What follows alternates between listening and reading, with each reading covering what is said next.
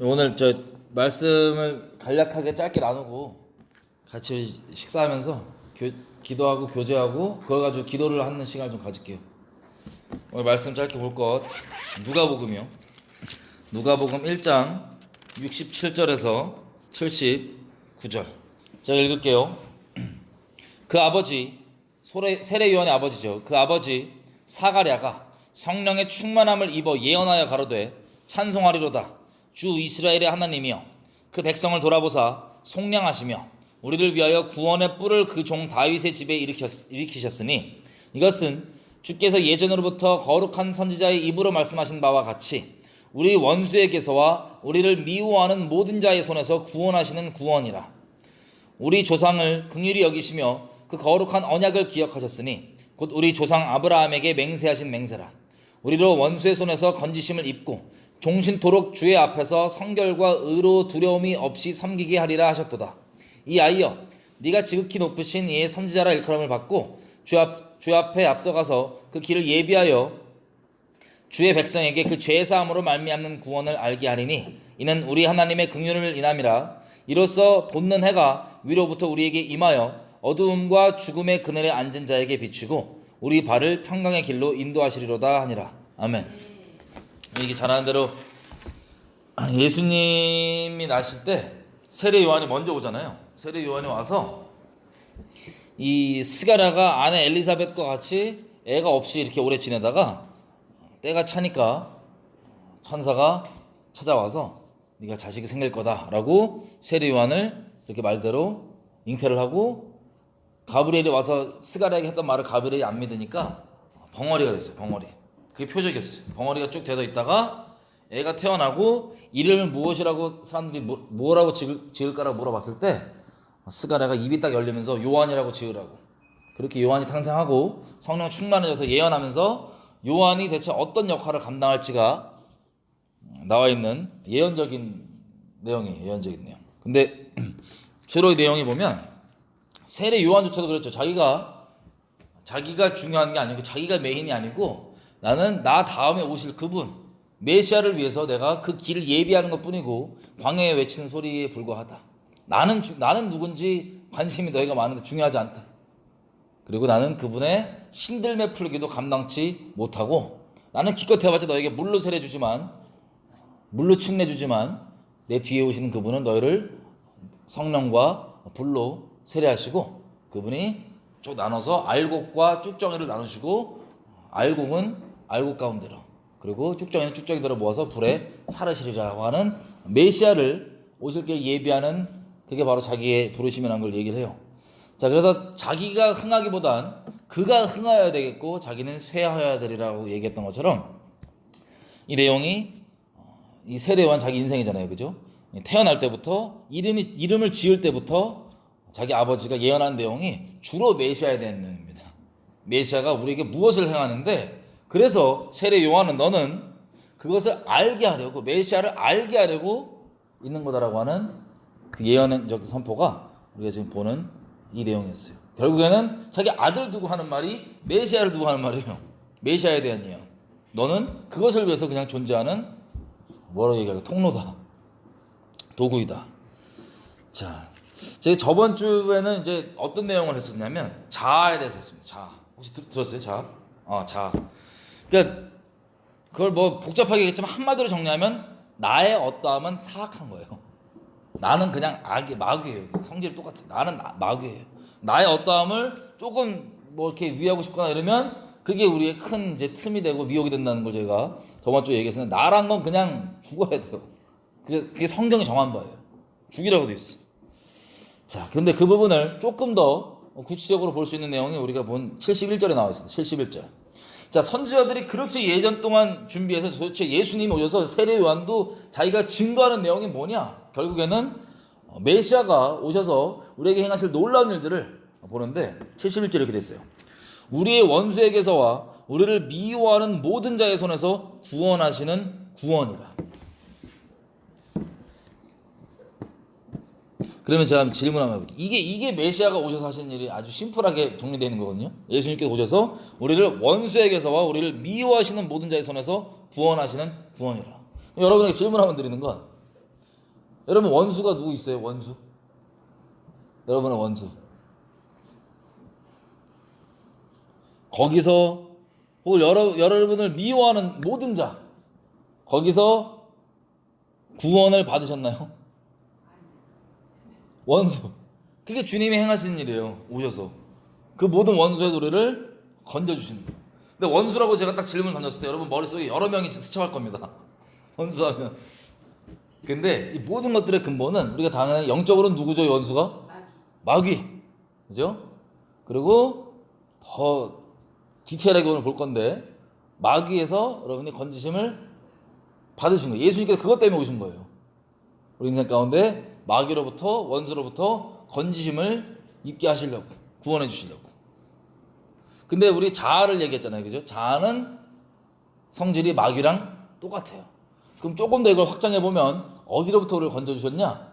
자아로부터 건져 주시는. 그게 예수님께서 오셔서 행하신 놀라운 일입니다. 근데 또 다른 질문을 드려보면, 그러면 우리가 좀 더 디테일하게 자라고 표현했지만 좀 더 디테일하게 원수를 볼 건데, 오늘 원수가 여러분과 사이가 좋아야 돼요? 아니면 진짜 왼수여야 돼요? 문자 그대로 왼수여야 되잖아요. 그죠? 왼수여야 되는데 오늘 여러분들 성경에 말하는 우리의 원수가 뭔지를 디테일하게 찾아볼 때 여러분과 원수가 아닌지를 한번 스스로 정직하게 확인해 보셔야 돼요. 이해되세요? 이게 심각합니다. 자, 그래서 서로 여러분들 스스로 누굴 볼 필요가 없어요. 여러분 스스로 내가 정말 주님 안에서 이 원수로부터 건지심을 받았고, 원수가 내게 진짜 이 죽일 왼수냐, 아니면 내가 너무 사랑하는 내 친구 삼기 원하는 버리기 싫은 내 애지중지 내 짝사랑이냐, 이거를 한번 생각해 봐야 돼요. 왜냐하면 그 원수는 여러분들을 절대 사랑하지 않습니다. 여러분들 미워하고 여러분들을 죽이고 도적질하고 멸망시키려고 있는 존재하는 것들인데, 그것들은 여러분들을 어떻게든 속이고 미혹해서 죽이려고 하는데, 여러분들이 만약 그것들을 짝사랑한다, 목숨 다해서, 그러면 참 불상사가 있겠죠. 하나님이 거기서 건져주려고, 그 오해에서 건져주려고, 짝사랑에 미쳐있는 저 여러분에게 너희를, 사실 그것들이 너희를 죽이는 것들인데 눈 떠라, 정신 차려라, 미혹에서 풀려나라, 내가 거기서 너를 빠져나올 수 있도록 그놈한테 내가 대가를 지불했다 라고 하는 게 예수님께서 행하신 일입니다. 자, 첫 번째 원수, 로마서 8장 7절 가보면 몇 개만 볼게요. 워낙 많이 나오는데 몇 개만 볼게요.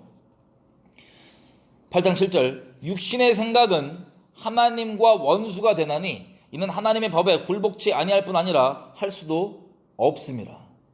자, 하나님과 원수가 되는 것, 하나님에 속해 있는 우리에게 원수가 되는 것, 뭘까요? 육신의 생각입니다. 육신의 생각. 이거를 우리 좀 확장해서 뇌피셜이라 불렀는데, 뇌피셜뿐만 아니라 내가 육적으로 하는 모든 생각, 이게 우리 원수예요. 우리를 죽이는.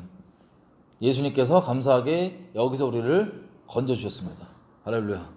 여러분이 하는, 개인적으로 하는 육적인 생각, 여러분이 감으로 오는 그럴 것 같아 라고 하는 그 모든 생각, 여기서 건지심을 입으신 거예요. 아멘이죠? 모든 이 육적인 생각이 성경에 보면 여러 가지 이벤트도 보시죠. 육적인 생각이 하나님을 절대 못 따르게 만듭니다. 원수. 여러분의 풍성한 인생을 도적질 맞게 만듭니다. 주님이 우리를 거기서 건져 주신 것을 찬양합니다. 자, 또 야고보서 4장 4절 뭐라고 되어 있냐면 이렇게 되어 있습니다. 자, 간음하는 여자들이여, 세상과 친구된 것이 하나님의 원수임을 알지 못하느뇨. 그런즉 누구든지 세상과 친구가 되고자 하는 자는 스스로 하나님과 원수되게 하는 것이니라. 너희가 하나님이 우리 속에 거하시게 하신 성령이 시기하기까지 사모한다 하신 말씀은 헛된 줄 생각하느뇨. 그러나 더욱 큰 은혜를 주시나니 그러므로 일렀으되 하나님이 교만한 자를 물리치시고 겸손한 자에게 은혜를 주신다 하였느니라. 그런즉 너희는 하나님께 순복할지어다. 마귀를 대적하라. 그리하면 너희를 피하리라. 아멘. 자, 4절 보니까 간음하는 여자들아, 세상과 벗된 것이 하나님의 원수임을 알지 못하느냐. 그런즉 누구든지 되고자 친구 되고자 하는 자는 스스로 하나님과 원수되게 하는 것이니라. 아멘. 자, 하나님의 원수, 곧 하나님께 속한 자들에게 원수죠. 다시 확장해서 얘기하면. 그러면 세상과 친구 되고 싶으신 분. 여러분에게 세상이 뭡니까? 각자 질문. 스스로 한번 답해보세요. 여러분에게 세상이 뭐예요? 세상.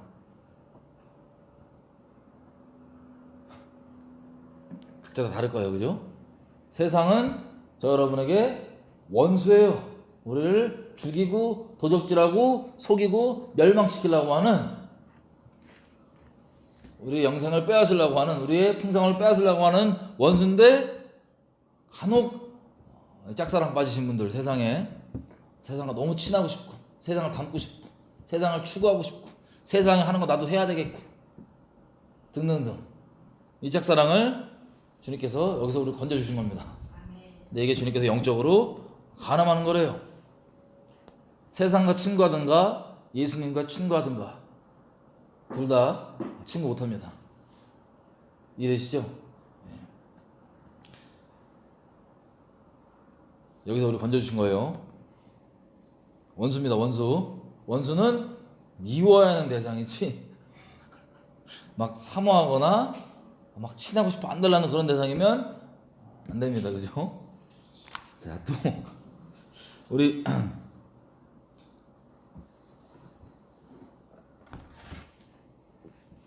자, 고린도전서 15장 26절.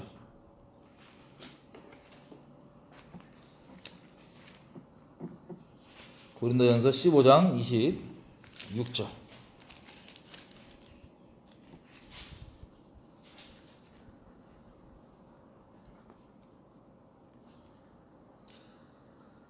자, 예수 그리스도의 원수를 쭉 얘기하는데 여기 되어 있습니다. 25절부터 그냥 읽을게요. 저가 예수님께서 모든 원수를 그 발 아래 둘 때까지 불가불 왕노릇 하시리니 맨 나중에 멸망받을 원수는 사망입니다. 사망. 이거 조금 다르게 표현하면요, 이 히브리서에서는 뭐라고 했냐면 평생 우리가 죽을까봐 사망에 매여갖고 죽을까봐 사망의 종노릇 한다고 돼 있어. 죽을까봐 사망의 종노릇. 여기서 예수님께서 우리를 건져주신 겁니다. 뭘 주셨냐? 영원한 생명을 주신 거예요. 영원한 생명. 여러분, 영원한 생명이 여러분에게 있습니다. 예수님 안에 있습니다. 예수님 안에 속한 여러분에게 있습니다. 여러분은 예수님을 믿는 믿음 가운데 있는 분들에게 영생이 있습니다. 그러면 더 이상 조금 더 뭐 어떻게든 살까 이거에 매일 필요가 사실 없어요. 그것 때문에 인생 다 이렇게 되는데 그럴 필요 없습니다. 예수님께서 그것 가운데서, 그 종됨 가운데, 사망의 종됨 가운데서 우리를 건져 주셨어요. 그 사망이 어떻게든 안 죽고 막 살라고 하는 그게 우리를 속이고 멸망시키고 그랬던 건데, 거기서 우리를 완전히 건져 주셨습니다. 이 부분들을 좀 우리가 생각하면서 마지막 정리하면, 여러분, 우리가 계속 얘기하지만 종교적으로 이 하나님과 관계, 살아있는 관계인 이 신앙을 종교화시켜갖고 인본적 종교화시켜서 화 자체를 아예 안 내는 게 신앙의 성숙이라고 우리에게 거짓말로 속여왔어요. 여러분, 불가능한 거예요. 하나님께서 사람을 화나게도 하시고 화와 기쁨과 슬픔과 미움과 이런 걸 다 주셨어요. 그 미워해도 안 된다고 우리가 속아왔단 말이에요. 아니에요. 화내고 미워해야 되는 게 대상이 정해져 있습니다. 우리 원수에게. 대상이 우리가 잘못돼서 그게 문제지 화 안 날 수가 없어. 하나님 그렇게 만들어놨어요. 악을, 불의를, 죄를, 그리고 마귀를 미워하고 마귀에게 우리가 화내라고 대상을 하면 정해놨는데 대상이 잘못된 것 뿐이에요. 이해되시죠? 그래서 여러분들의 원수는 오늘 몇 군데 확인해봤지만 사랑할 대상이 아니고 친하고 싶은 대상이 아니고 막 안 친해서 그것 때문에 우울해지고 그러지 마세요. 그럴 대상이 아니고 걔는 죽여버려야 되는 거고 미워해야 되는 대상이에요. 걔가 여러분에게 인생 가운데 막 슬물슬물 막 이렇게 생각으로 들어오려 그러면 화를 내세요. 누구에게? 사람에게 말고 그놈에게. 이해되시죠? 그리고 더 근본적으로 저 여러분의 그놈이 그 원수의 결정판이거든요. 그놈을 여러분들이 미워하셔야 됩니다. 그놈이 거짓말을 속이려고 그러면 그놈한테 화내셔야 돼요. 그래서 마음을 딱 정해놔야 돼요. 우리 아까 저 찬양 불렀죠? 결코 돌아서지 않으리. 이게 정해진 마음이에요. 돌아서냐 했다. 근데 마음에 틈새 들어오려고 그러면 딱 뭐라고 화내십시오. 화를 대상을 정확하게 못 화내기 때문에 우리가 미워하는 대상을 정확하게 못 잡기 때문에 맨날 원수를 친구처럼 대하고 원수가 자기 좀 멀리하고 원수를 가깝게 세상을 추구하지 못하는 것 같으니까 우울증 걸리고 막 그러는 건데 그게 완전 속고 있는 거예요. 예수님께서 거기서 우리를 건져주셨습니다. 악을 미워하고 원수를 미워하십시오. 원수가 여러분 마음 가운데 막 치고 들어오려고 그럴 때 여러분 자아의 거짓말이 육신의 생각이 세상의 거짓말들이 막 치고 들어오려고 그럴 때 미워하시고 화내고 꾸짖으십시오. 하나님께 순독하고 대적하십시오. 이게 주님께서 우리에게 명하신 바고 이게 우리 인생 가운데 살아가는 방법이고 주님이 감사하게 여기서 우리를 건져주시려고 십자가를 져주신 거지 이거를 추구하게 해주려고 십자가를 져주신 게 아닙니다. 그래서 이 바울이 얘기하는 것처럼 너희 중에는 바울이 내가 눈물로써 너에게 얘기하는데 아직도 십자가의 원수를 행하는 자가 있다고 얘기하는 게 십자가의 원수를 행하는 게 뭐냐? 원수를 미워하지 않고 원수를 여전히 사랑하는 게 십자가의 원수를 행하는 거예요. 예수님은 그것 때문에 우리를 건져주려고 십자가를 지고 생명을 주셨는데 우리가 예수님의 공로를 헛되이 버리지 맙시다. 그래서 우리 자아에 아주 어떤 건 괜찮겠지가 아니고 요 놈은 그냥 미워하세요. 주님이 주신 마음 따라서 계속 진리의 마음 두고 단마음으로 따라가는 믿음의 사람으로 계속 우리가 살아갈 수 있도록 주님께서 은혜로 붙잡아 주시기를 그렇게 계속 간구하고 겸비한 마음으로 주님의 은혜를 구하면서 갔으면 좋겠어요. 같이 한번 기도할게요.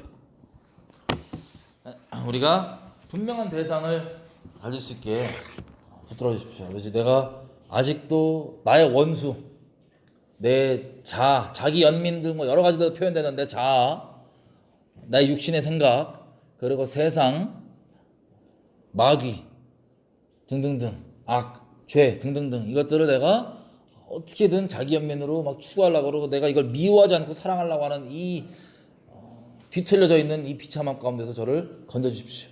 마치 사기꾼과 마약상과 뭐 이런 것들을 너무 사랑해갖고 미쳐 달라붙어갖고 벗어나기 오히려 거부하는 그런 여러분의 자녀와 친구들이 있다면 환장하겠죠?